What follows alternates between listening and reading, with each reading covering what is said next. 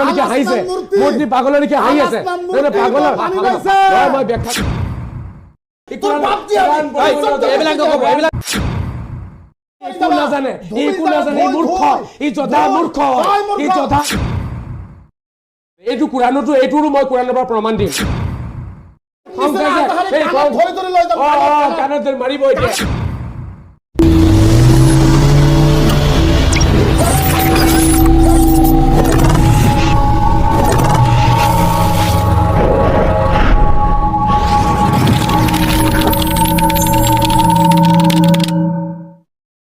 পূজাৰ পৰা বচোৱা ইয়াৰ জৰিয়তে সাবিত হৈ গ'ল ইছলাম ধৰ্মৰ ভিতৰত এজন নবীয়ে ডাইৰেক্টলি কৈ আছে আল্লাহ মোক আৰু মোৰ ল'ৰাক মূৰ্তি পূজাৰ পৰা আল্লাহ বচোৱাক ইয়াৰ পৰা দলিল হৈ গ'ল যে ইছলামৰ ভিতৰত সূৰা ইব্ৰাহিম আয়াত নম্বৰ 14 ৰুকু নম্বৰ 35 ৰুকুটো কি হয় এটো ৰুকুটো মানে এটা নাম্বাৰ হয় এটা মানে পেজ নাম্বাৰ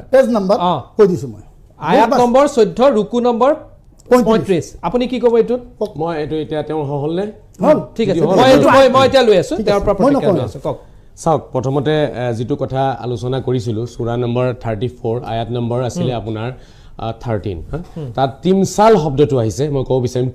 তিমসাল মানে হৈছে মূৰ্তি আৰু ব্যাখ্যাকাৰী যি সকল মুল্লা আছে পুৰণি যেনেকৈ মই নামবোৰ ক'লো তেওঁলোকে কৈছে হেয়া আছিলে অৱতাৰ সকলৰ মূৰ্তি বা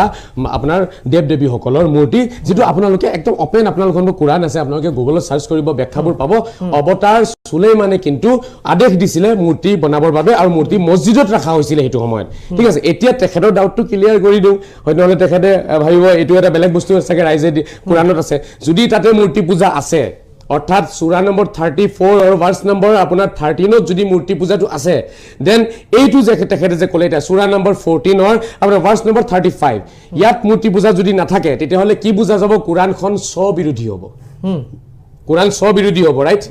এতিয়া আমাৰ যি অকল স্কলাৰ আছে আমি বহুত বস্তুবোৰ চাও কোৰাণ কেতিয়াও স্ববিৰোধী হ'ব নোৱাৰে কোৰাণৰ এটা কথা নিজৰে কথাটো নিজে দেখোন কাটি পেলাইছে তেনেকুৱা লাগি আছে গতিকে এইটো আয়াতৰ এইটো ভাৰ্সৰ কি অৰ্থ মই বুজাই দিছো ওয়াইজ ক্বালা ইব্ৰাহিম ৰব্বিজ আল হাদাল বালাদা আমিনা ইব্ৰাহিমে কৈছে হে ভগৱান ঈশ্বৰ এই জাগাটুকুৰাক এই ঠাইটুক তুমি শান্তিৰ ঠাই বনাই দিয়া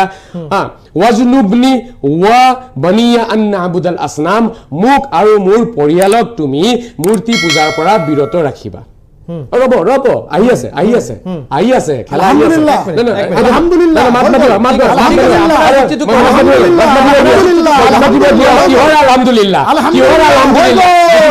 পাগলৰ লিখা চিঞৰিব এতিয়া এই পাগলৰ লিখা চিঞৰিব এই পাগলৰ লিখা চিঞৰিব কিহৰ ইয়াতে কোন মূৰ্তিৰ কথা কৈছে কোন মূৰ্তি দুই প্ৰকাৰ আছে মূৰ্তি এইয়া পাগলৰ লিখা হাঁহিছে মূৰ্তি পাগলৰ লিখা হাঁহি আছে পাগলৰ মই ব্যাখ্যা কৰিব পাৰিম ঠিক আছে ই কেনেকে চিঞৰিছে ই কেনেকে পাগলৰ লিখা চিঞৰিছে মূৰ্খ জদা মূৰ্খ আৰবী নাজানে তই হাইয়া নেতাজ বিল লুগাল আৰবিয়া ওয়া ফাসির হাজিল আয়া বিল লুগাতিল আরবিয়া explain the meaning of this ayah explain the meaning of this ayah tell me bil lugha arabiyya চিবানা বিথাং আংলে বিথাংলে যাবা এটো আরবি এটো আরবি হয় দুঙা ফে ফাটাং এটো আরবি হয় এটো আরবি সাইছে নলাজ আরবি সাহ কাল্লিম বিল লুগা আরবিয়া explain this ayah in english explain this ayah in english explain what is the meaning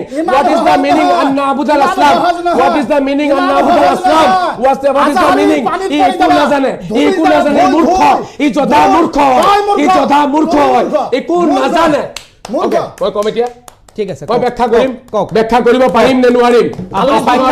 আপোনালোক আলাসনাম মূৰ্তি হৈ গ'ল মই ব্যাখ্যা কৰিব পাৰিম নে নোৱাৰিম এটা কথা মই ব্যাখ্যা কৰিব পাৰিম নে নোৱাৰিম আলাসনাম মূৰ্তি হৈ গ'ল চাওক মই ব্যাখ্যা কৰিব পাৰিম আলাসনাম মূৰ্তি হৈ গ'ল কি গ'ল আলাসনাম মূৰ্তি এক মিনিট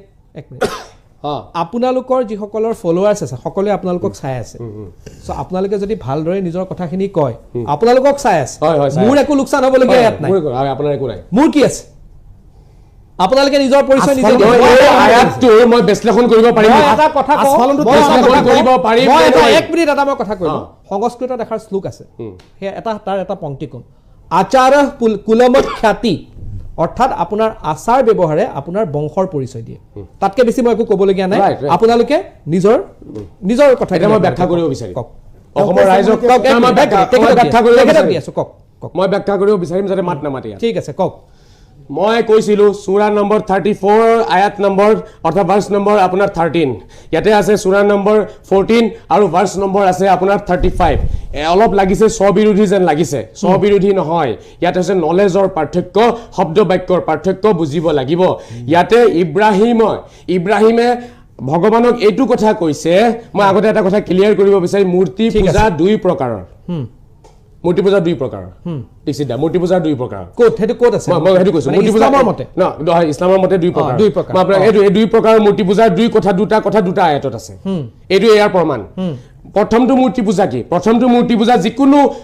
মানুহে বস্তুটো বুজি যাব এতিয়া মই কোৱাৰ লগে লগে মূৰ্তি পূজা দুই প্ৰকাৰৰ মূৰ্তি বনোৱা হয় মানুহৰ হয়নে মানুহ মূৰ্তি পূজা মানুহ যিকোনো মানুহৰে বনাব মূৰ্তি জন্মগত মানুহৰ মূৰ্তি বনাব যিটো মানুহৰ মূৰ্তি পূজা কৰি কথা আহিছে এইটো দুই প্ৰকাৰৰ হয় কিয়নো মানুহ দুই প্ৰকাৰৰ আপুনি জনসাধাৰণ যিকোনো মানুহৰ মূৰ্তি যদি বনাই দিয়ে সাপোজ মই দীক্ষিতদাৰ মূৰ্তি বনাই দিলো দীক্ষিতদাৰ মই ডাঙৰ ফেন হওঁ এতিয়া মই দীক্ষিতদাৰ মূৰ্তি বনাই কালি মই ভগৱান বুলি দীক্ষিতদাক মই পূজা আৰম্ভ কৰি দিলো এইটো এটা পূজাইটো হ'ব আৰু মই বোলে দীক্ষিতদাৰ মূৰ্তি পূজা কৰা নাই মই এতিয়া মা দুৰ্গাৰ পূজা কৰি আছো মা দুৰ্গাৰ মূৰ্তি বনাইছো মূৰ্তি দুইটাই হয় কিন্তু দুইটা বেলেগ বেলেগ হয় এতিয়া দীক্ষিতদাৰ মূৰ্তিটো মই যদি পূজা কৰো সেইটো আমাৰ ভুল হ'ব কিন্তু মা দুৰ্গাৰ পূজা কৰিলে মূৰ্তিৰ ভুল নহয় ইয়াতে পাৰ্থক্যটো কি দীক্ষিতদা হৈছে এজন সাধাৰণ ব্যক্তি আৰু মা দুৰ্গা হৈছে অৱতাৰী নাৰী ঐশ্বৰিক গুণৰ অধিকাৰী নাৰী দেৱী বুলি কয় দেৱী মা দুৰ্গাৰ শক্তি দেৱী মা দুৰ্গা দেৱী হয় আৰু দীক্ষিতদা কিন্তু দেৱতা নহয় সাধাৰণ মানুহ হয় ময়ো সাধাৰণ মানুহ হওঁ তো কুৰানৰ সূৰা ইব্ৰাহিমৰ ভাৰ্স নম্বৰ 35ত ইব্ৰাহিমে এই কথাটোৱে কৈছে হে ভগৱান তুমি মোক আৰু মোৰ পৰিয়ালক এই যিকোনো ফাল্টু মূৰ্তি বনাই যে ঘূৰি ফুৰে মানুহবিলাকে যাৰে তাৰে মূৰ্তি বনাই দিয়ে আৰব সভ্যতা সংস্কৃতিত এই বস্তুটো বহুত বেছি প্ৰচাৰিত আছিলে তেওঁলোকে যিহেতু জাহিলিয়ত অৰ্থাৎ তেওঁলোক অশিক্ষিত আছিলে তেওঁলোকে একেবাৰে একো জানা নাছিলে সেইটো আমাৰ 1400 বছৰ আগৰ যিটো জীৱন যাপন তেওঁলোকে আৰবত কৰিছে যিসকলে আৰবীয় সভ্যতা সংস্কৃতি পঢ়িব তেওঁলোকে গম পাব আৰবীয় সভ্যতা সংস্কৃতি কেনেকুৱা আছিলে আগতে তেওঁলোকে কি কৰিছে মানে গাঁৱৰ কোনোবা গাঁওবুঢ়া বা কোনোবা প্ৰভাৱশালী ব্যক্তি বা কোনোবা ৰজা মহাৰজাৰ মূৰ্তি তেওঁলোকে বনাই পেলাইছিলে এইটো কুৰানতো এইটোৰো মই কুৰানৰ পৰা প্ৰমাণ দিম এক মিনিট কথা কৈ আপুনি কলে এইটো মই প্ৰতিক্ৰিয়া আপোনাৰ এইটো মই প্ৰমাণ দিম তেওঁলোকে আৰবত যিকোনো মানুহৰে সাধাৰণ মানুহৰ মূৰ্তি বনাই পেলাই পূজা আৰম্ভ কৰি দিছিলে এই বস্তুটো বাধা কৰি পেলাই কৈছে হে ভগৱান তুমি মোক আৰু মোৰ পৰিয়ালক যিকোনো সাধাৰণ মানুহৰ মূৰ্তি বনাই যাতে আমি পূজা নকৰো এইটোৰ বাধা দিছে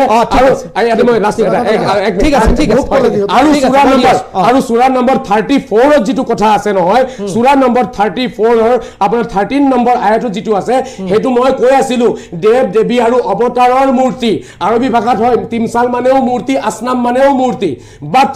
কথা এইটো যে এতিয়া এটা শব্দ দুটা থাকে শব্দ এটা নাম দুটা থাকে সোনকালে কওকচোন মই এই ইয়াত সূৰা নম্বৰ 34ত কিন্তু দেৱ দেৱী আৰু অৱতাৰৰ মূৰ্তিৰ কথা আছে যিটো নিজে স্বয়ং অৱতাৰে বনাব দিছে এজন অৱতাৰে বাধা দি আছে ইব্ৰাহিম অৱতাৰে বাধা দিছে সুলাইমান অৱতাৰে বনাব দিছে তাৰ মানে কি হল তাৰ মানে বুজা গল ইব্ৰাহিম অৱতাৰে আসলতে সাধাৰণ মূৰ্তি বিলাকৰ কথা কৈছে আৰু সুলাইমান অৱতাৰে দেৱ দেৱী আৰু ঠিক আছে এতিয়া আপুনি কি আপুনি অৱতাৰ আপুনি কি ক'ব এটো ব্যাখ্যা ঠিক আছে এটা আপুনি নকব এখেতক মই সুযোগ দিছো দাদা ইয়াৰ আগতে তেখেতে 5 মিনিট কৈছে ঠিক আছে আপুনি মই কব দিয়ক মই সম্পূৰ্ণ সুযোগ মোৰ সময়তে এটা কৈছে আৰু এখেতে মাত নামাতে আপুনি কওক ইয়াৰ আগতে তেওঁ 5 মিনিট কৈছে মই এটাও মাত দিয়া নাই এতিয়া তেওঁ 5 মিনিট কৈছে মই এটা মাতো দিয়া নাই ঠিক আছে আপুনি কওক মেহেৰবানি কৰি দয়া কৰি মোক কথাখিনি কব দিয়ক এই যে তেখেতে ক'লে যিটো ক'লে আল আসনাম ইটো হল জমা আৰু তেখেতে নাজানে সব মূৰ্তি যিকোনো আৰবী ভাষাৰ তেওঁ যদি গ্ৰামাৰ জানে নাজানো তেওঁ কিমান গ্ৰামাৰ জানে আৰু কোৰ পৰা পঢ়ি আহিছে তেওঁ এনেকুৱা কোৰানৰ উল্টা পুল্টা ঠিক আছে আপুনি কিবা কৈছে ভাই আপুনি মাত নামাতিব এখেতে কৈছিলো নে ঠিক আছে তেখেতে কৈ আছে তেখেতৰ সুযোগ দিলে উত্তৰ হ'ব মই নাজানো দাদা তেওঁ আৰবী গ্ৰামাৰ কোৰ পৰা পঢ়ি আহিছে আল আসনাম শব্দটো তেওঁ বুজা নাই ইয়াতে ইব্ৰাহিম আলাইহিস সালাম কি কৈছে জানে যিকোনো মূৰ্তিটো জমা হয় যিকোনো মূৰ্তি কৰিব নোৱাৰে এক নম্বৰ যিকোনো মূৰ্তি হোক কৰিব নোৱাৰে তাৰ পিছত তেওঁ আৰবী ভাষা জানা নাই নাজানো তেওঁ বহুত আৰবী ভাষা জানে আল মাতলকু ইয়াজরি আলাল ইতলাকিহি আল মতলকু নহয় দাদা, আল দাদা, মুতলকু আরবি না জানা দাদা, দাদা, আল দাদা, মতলকু দাদা, আল মতলকু দাদা, ওয়ার্ড দাদা, ভুল কইছে দাদা, আপনি দাদা, আল দাদা, মতলকু দাদা, নহয় দাদা, আল মতলকু দাদা, নহয় দাদা, আল নহয়। মতলকু নহয় দাদা, নহয়, আরবি না জানে এক নাম্বার। কি আল মতলকু দাদা মানে কি দাদা আপুনি কিন্তু একফালে চাই আছে এতিয়া ভুল কব মই মনে মনে দেখিম একফালে চাই আছে, একফালে একফালে চাই আছে। কি আল মতলকু মানে কি মোৰ কোৱাৰ পিছত তুমি আৰবী কবা নাজানে। তুমি মোৰ কোৱাৰ পিছত তুমি কবা আপুনি কওক আল মতলকু যিটো নাজানে আল আসনাম আরবি নাজানে যিকোনো কথা কৈ দিয়ে এক মিনিট। যিকোনো কথা কৈ দিয়ে